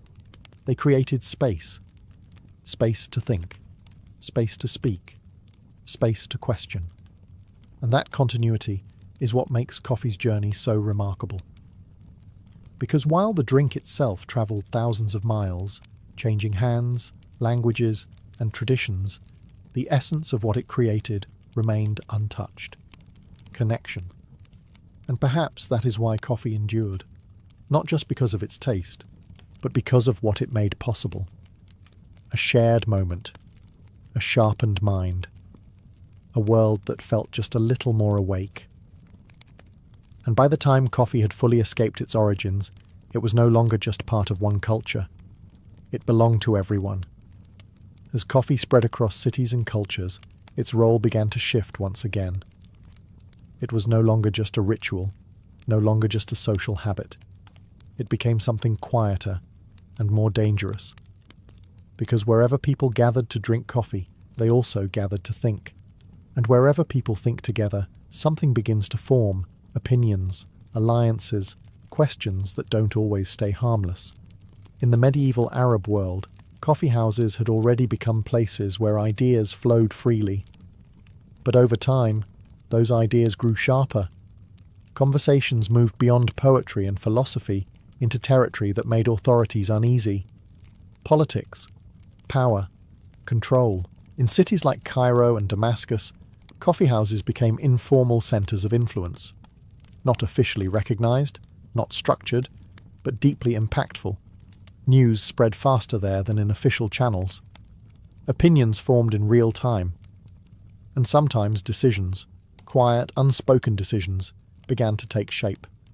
Because when people sit together long enough, patterns emerge. Trust builds, and trust can become coordination. This is what made coffee houses subtly revolutionary. Not through loud rebellion, but through quiet accumulation. A shared idea here, a whispered concern there, a realization that others felt the same way. And suddenly, what once seemed like isolated thoughts became something collective. Authorities understood this, even if they couldn't always prove it. They saw the gatherings, they heard the rumours, they felt the shift. Because control depends not just on laws, but on isolation. When people are separated, their thoughts remain contained. But when they come together, regularly, predictably, in spaces where conversation is encouraged, control becomes harder to maintain. And coffee houses did exactly that. They created a network, not formal, not organised, but persistent. And that persistence was enough. There were moments when rulers attempted to limit or monitor these spaces, but the nature of coffee houses made them difficult to suppress. They were too widespread, too integrated into daily life. Closing one simply pushed people to another, because by this point coffee was no longer optional. It was embedded, in routine, in culture, in identity, and with it came the habit of gathering, of speaking, of thinking together. Which is why coffee's influence goes far beyond its taste. It shaped how people interacted, how they processed the world around them, how they questioned it. And while it may not have sparked revolutions in the traditional sense, it created the conditions for something just as powerful: awareness. Because sometimes the most significant changes don't begin with action, they begin with conversation. And in the medieval Arab world, those conversations often began with a simple cup of coffee. Long after the first Sufi mystics sipped coffee in the quiet mountains of Yemen, long after the early coffee houses filled the streets of Cairo and Baghdad with voices and ideas, the legacy of medieval Arab coffee traditions never truly faded. It simply changed form. Because what began as a ritual of wakefulness became a global habit. What started as a spiritual aid turned into a social cornerstone. And what once lived in dimly lit rooms of poetry and philosophy now exists everywhere, from quiet kitchens to crowded city cafes across the world. But beneath all that change, the essence remains. Coffee is still about presence. Think about it. Even today, coffee is rarely just about the drink itself. It is about the pause it creates, the moment of stillness before a conversation begins, the silent agreement between people sitting across from each other, cups in hand, ready to share something, thoughts, ideas, or simply time. That instinct didn't appear randomly. It was shaped, refined, passed down through centuries. In the medieval Arab world, coffee taught people how to gather without urgency. It gave structure to conversations without controlling them. It created spaces where hierarchy softened, where a merchant could speak with a scholar, where a poet could challenge a philosopher. And that influence never disappeared. It spread, evolved, adapted to new cultures, new languages, new settings, but always carrying the same core idea that a simple drink can hold a deeper purpose. And perhaps that is the most remarkable part of this story. Because many things from the past fade, lose relevance, become artifacts, coffee did the opposite. It integrated itself so completely into daily life that we rarely stop to question it. Yet every time someone sits down with a cup, whether alone or with others, they are participating in something much older than they realize. A tradition shaped in the medieval Arab world. A tradition built on awareness, connection, and shared experience. And in a way, that makes every cup a quiet continuation of history. Not loud, not obvious, but present. Because the real legacy of coffee is not in where it came from. it is in what it continues to create. Moments of thought, moments of conversation, moments where the world slows down just enough for people to truly engage with it, all from a single cup. And that might be the most enduring tradition of all. On a warm, late summer morning in the year 79, the city of Pompeii stirred awake like it always had. Nothing felt unusual. The streets slowly filled with movement. Bakers lit their ovens before sunrise, kneading dough that would soon become loaves for the day. Shopkeepers opened wooden shutters, letting light spill into narrow streets. Slaves hurried through courtyards carrying water, preparing meals, sweeping floors. Somewhere, a child laughed. Somewhere else, a door slammed shut. It was a city alive with routine. And that was precisely the problem. Because routine creates comfort, and comfort makes danger invisible. Just beyond the city, looming quietly in the distance, stood Mount Vesuvius. A massive presence, yes, but not a threatening one. Not anymore. Its slopes were covered in greenery. Vineyards stretched across its sides. Farmers worked its land without hesitation. To the people of Pompeii, it was simply part of the landscape. Not a warning, not a threat, just there. But beneath that calm surface, something had been building for years. 17 years earlier, a violent earthquake had shaken the region, damaging buildings and leaving cracks in walls that still hadn't been fully repaired. At the time, it had been terrifying, but time does what it always does. It dulls fear. People rebuild, they adapt, they convince themselves that the worst has already passed, and so life continued. Even in the days leading up to that morning, there had been small signs. Subtle tremors beneath the ground, animals behaving strangely, wells drying up without explanation.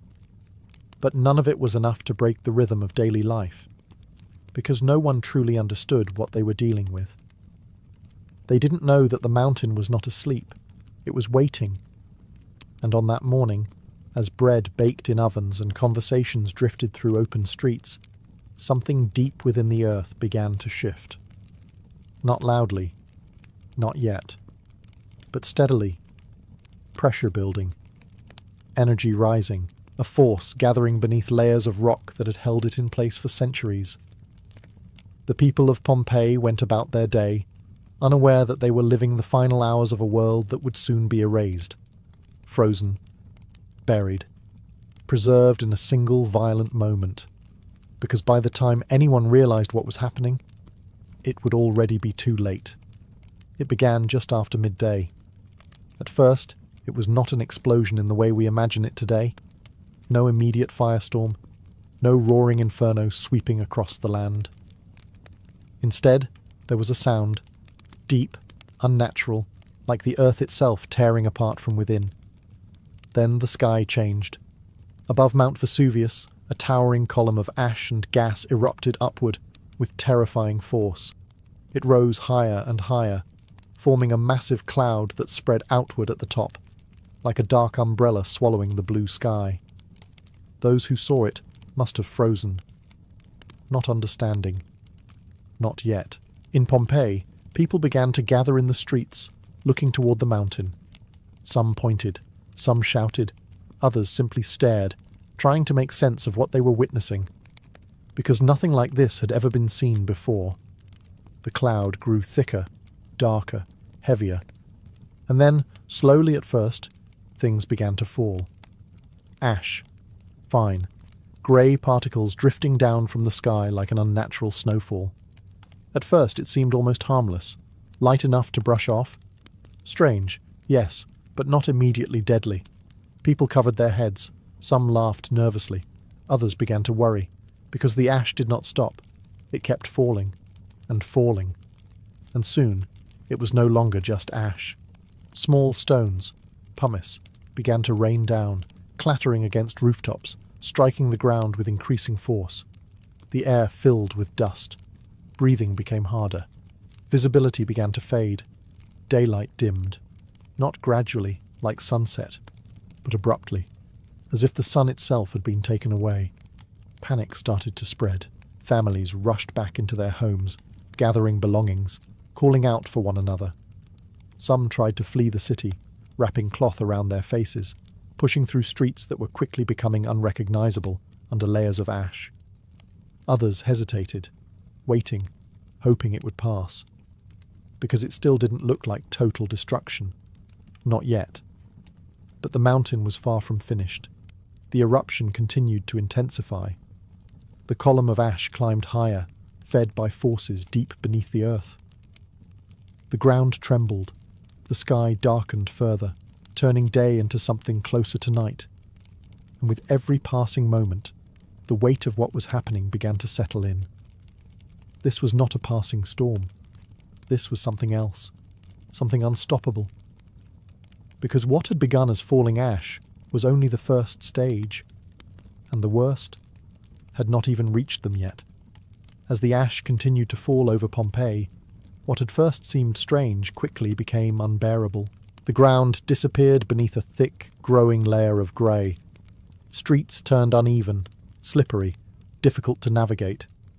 Every step became heavier, every breath more strained.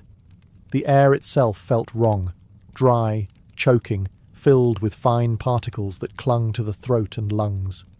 And still, it did not stop. The pumice stones falling from the sky grew larger, sharper, heavier. They struck rooftops with dull, relentless force. At first, buildings held, but Pompeii was not built for this. Roofs, designed to keep out rain and sun, began to buckle under the increasing weight, and then, one by one, they started to collapse. A sudden crack, a sharp, splintering sound, and then the crushing impact of stone and timber giving way. Inside homes, people scrambled.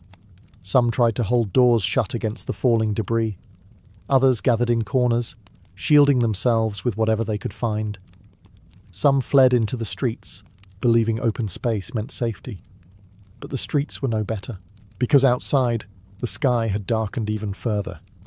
It was no longer day. It was something else entirely. A dim, suffocating twilight filled with drifting ash and constant noise. The steady fall of debris, the distant rumble of the mountain, the growing panic of thousands of people trying to understand what to do. Some attempted to leave the city. They wrapped cloth around their faces, held hands with loved ones, and pushed forward through the chaos. But movement was slow. The ash piled higher with every step. Visibility dropped to almost nothing. Landmarks vanished beneath grey layers. The familiar became unfamiliar, and in that confusion, direction itself began to disappear. Others chose to stay, to hide, to wait it out, because the idea that an entire city could be destroyed in a single day was almost impossible to grasp. Surely this would pass. Surely the mountain would calm. But the mountain was only growing stronger. Beneath the surface, pressure continued to build. The eruption column towered above, feeding the relentless rain of ash and stone. And far above the city, unseen by those struggling below, something dangerous was beginning to form. The column was becoming unstable, and when it would finally collapse, everything would change, because what had been falling from above was slow. What was coming next would not be. And for the people of Pompeii, already exhausted, already disoriented, already trapped in a world turning dark, there would be no time left to react. By the time the ash had buried streets and crushed roofs across Pompeii, many believed they had already faced the worst. They were wrong. High above, the towering column of ash rising from Mount Vesuvius had reached a breaking point. It could no longer hold itself together. The immense weight of ash, gas, and debris began to collapse inward. And when it didn't fall gently. It fell fast. A dense, superheated surge of gas, ash, and rock rushed down the slopes of the volcano with unstoppable force. This was not something you could outrun, not something you could hide from. It moved like a living wall, silent at first, then roaring as it gained speed, devouring everything in its path. This was the pyroclastic surge, and it changed everything. Unlike the falling ash, which had given people time to react, this came without warning. A sudden shift, a violent release. Within moments, the landscape itself became lethal. The first waves struck nearby areas with devastating intensity, but Pompeii would not be spared for long. As the surge approached, the air grew hotter. Breathing became harder. Then, impossible. Because this was not just heat, it was suffocation. A mixture of toxic gases and fine ash filled the air, replacing oxygen with something deadly. People collapsed where they stood, unable to take another breath. Others tried to run, but there was nowhere to go. The surge moved too quickly. When it reached the city, it poured through streets, over walls, into homes. It did not knock on doors. It did not slow down. It entered everything, filled everything, erased everything. And in that moment, life stopped. Not gradually. Instantly. People were caught mid-action. A man shielding his face. A woman clutching a child. A group huddled together in a final attempt at safety. All frozen in place. Not by time, but by the sudden, overwhelming force of heat and ash. It was over in minutes. The noise, the panic, the movement, all replaced by silence. But even after the surge passed, the mountain was not finished. More waves followed. Layer upon layer of ash and debris settled over the city, sealing it beneath a thick blanket that would remain undisturbed for centuries. What had once been a living, breathing Roman city was now something else. Not destroyed in the way we imagine destruction, but preserved. Every street, every home, every final moment, every locked in place beneath the weight of a single catastrophic day. And as the ash settled and the sky slowly cleared, there was nothing left to save. After the final surges swept through Pompeii, the world did not end with noise. It ended with silence. The sky, once choked with ash, slowly began to clear. The violent roar of Mount Vesuvius faded into the distance. The ground, which had trembled and shifted for hours, grew still again. But what remained beneath that stillness was not peace. It was absence. Where there had once been streets filled with voices, there was now only a thick, unmoving layer of ash and debris. Homes stood half buried or collapsed entirely. Doorways were sealed. Courtyards vanished. The city itself had been erased from sight, as if it had never existed. And yet, it was all still there, beneath the surface. Preserved. The ash that had destroyed Pompeii also protected it. It covered everything quickly, sealing objects, buildings, and even people in place. Oxygen was cut off. Decay slowed. Movement stopped completely. Time itself seemed to pause. Inside homes, tables remained set. Pots still rested over cold hearths. Bread sat inside ovens, never to be removed. In workshops, tools lay where they had been dropped. In shops, goods remained arranged as they had been just hours before. A city caught mid-breath, and then held there. But the most haunting remnants were the people. Not bodies in the usual sense, but impressions. Voids left behind as ash hardened around them. Positions frozen in their final moments. Some curled inward, shielding themselves. Others stretched outward, as if reaching for escape.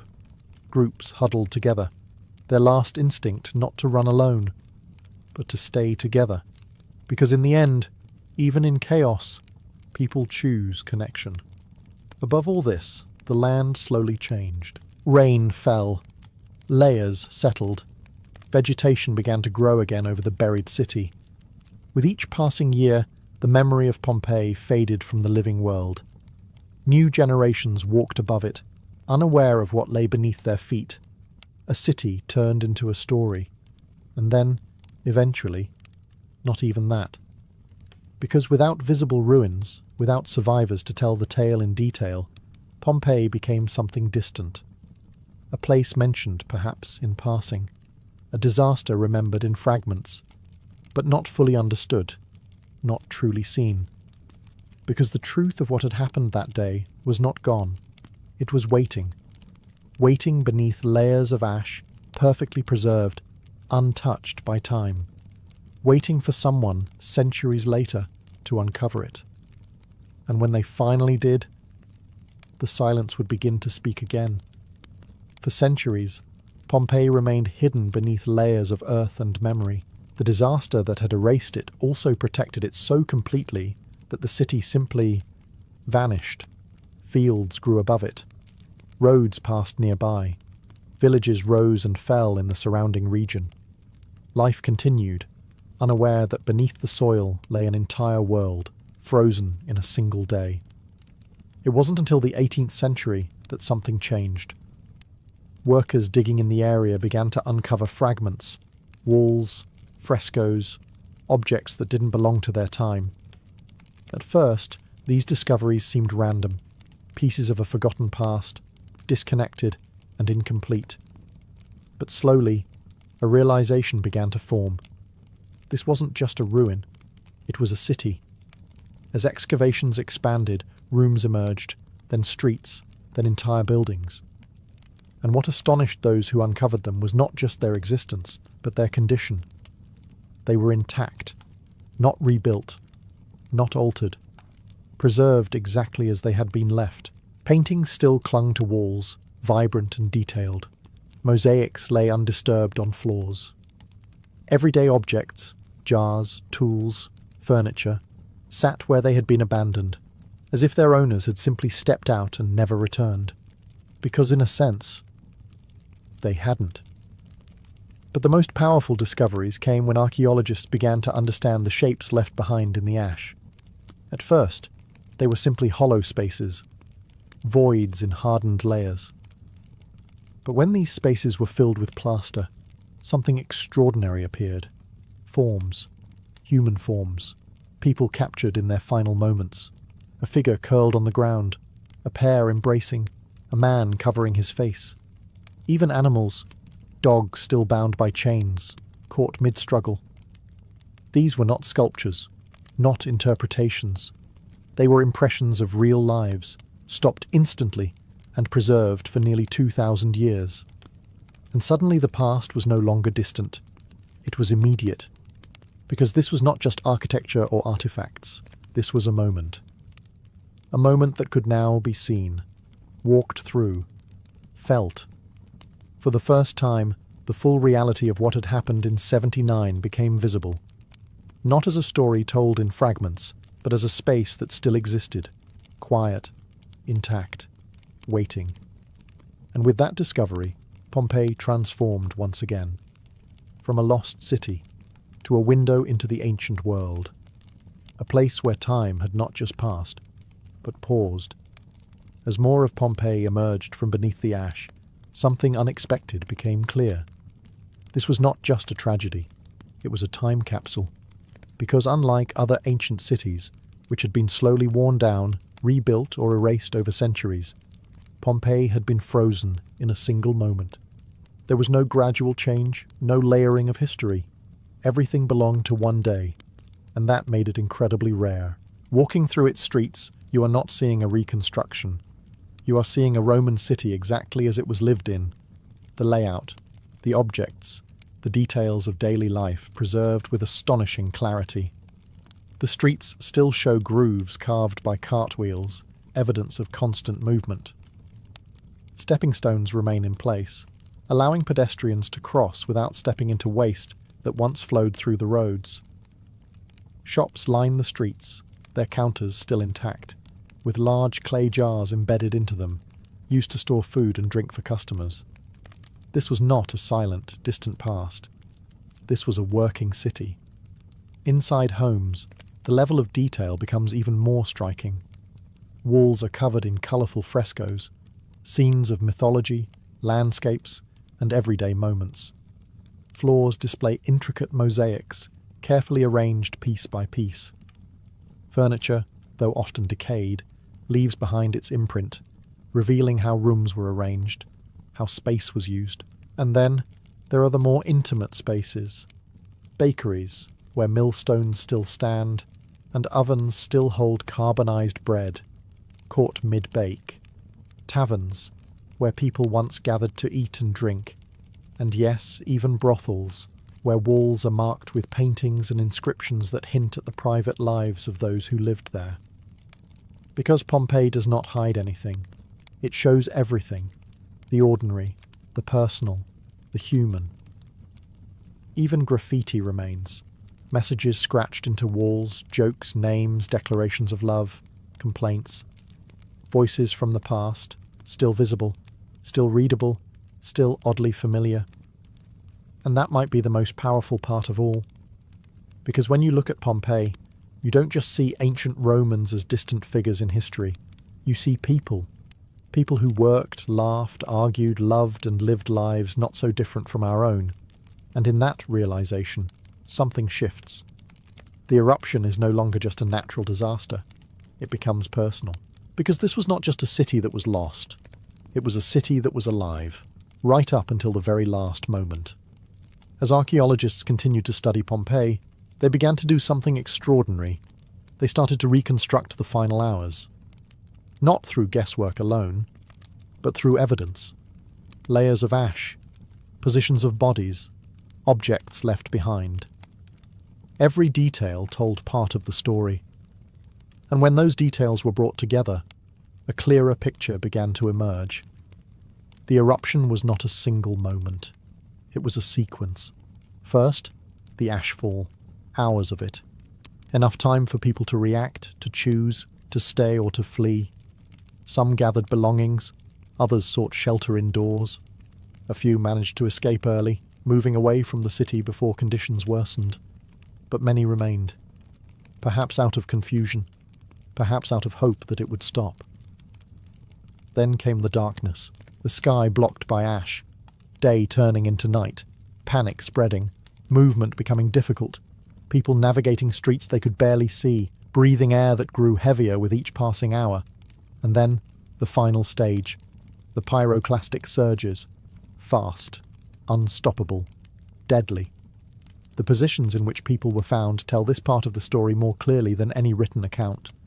Some are seen lying down, as if overcome by exhaustion or suffocation. Others are crouched, arms raised to shield their faces. Groups cluster together, families perhaps, caught in a final moment of shared fear. There is no sign of prolonged struggle, no signs of extended escape attempts during that final phase. Because there was no time. The heat, the gas, the ash. It overwhelmed everything within moments. In nearby Herculaneum, the evidence tells a slightly different but equally tragic story. There, many had gathered near the shoreline, hoping to escape by sea. But the surges reached them too, trapping them where they stood, waiting, hoping, until there was no more time left to hope. And when the surges passed, they left behind not chaos, but stillness. A city of positions, a record of decisions made under pressure, stay or go, hide or run, wait or act, each choice frozen in place. And that is what makes Pompeii so powerful. It is not just a story of destruction. It is a story of human reaction, of uncertainty, of instinct. Because in the end, the eruption did not just destroy buildings. It captured moments. Moments that allow us, centuries later, to see not just what happened, but how people faced it. Even now, nearly 2,000 years after that day, Mount Vesuvius still stands over the Bay of Naples. Quiet, unmoving, almost peaceful. But that silence is not comfort. It is a reminder. Because Vesuvius is not extinct. It is active. It has erupted many times since 79, though none as devastatingly preserved in memory as the one that buried Pompeii and Herculaneum. And today, millions of people live within its reach, building homes, raising families, going about their lives beneath the shadow of the same mountain, just like they did before. Which is what makes this story feel so close, because Pompeii is not just about the past. It is about patterns, human patterns. We settle near fertile land. We grow comfortable with quiet mountains. We learn to ignore distant risks, especially when they remain silent for generations. And slowly, without realizing it, we begin to believe that what has not happened in our lifetime will not happen again. But history suggests otherwise. The eruption of 79 was not unique in the existence of the volcano. It was simply the one we remember best. And perhaps that is why Pompeii still matters, not because of the destruction alone, but because of what it preserved. A full picture of life, interrupted without warning. A reminder that even the most ordinary day can carry the potential for sudden change. That routine, while comforting, can also blind us. And that nature, no matter how calm it appears, holds forces far beyond human control. Walking through Pompeii today, you see more than ruins. You see streets that once carried footsteps, homes that once held conversations, spaces that once felt safe. And above it all, in the distance, you see Vesuvius, still there, still watching. Not as a villain, not as something with intent, but as a force, unpredictable, indifferent, and patient. Because the mountain does not remember what it has done, but we do. And maybe that is the real legacy of Pompeii. Not just a city frozen in time, but a warning. Quiet, persistent, and impossible to ignore once you truly understand it. That everything we build, everything we trust as permanent, exists always on borrowed time.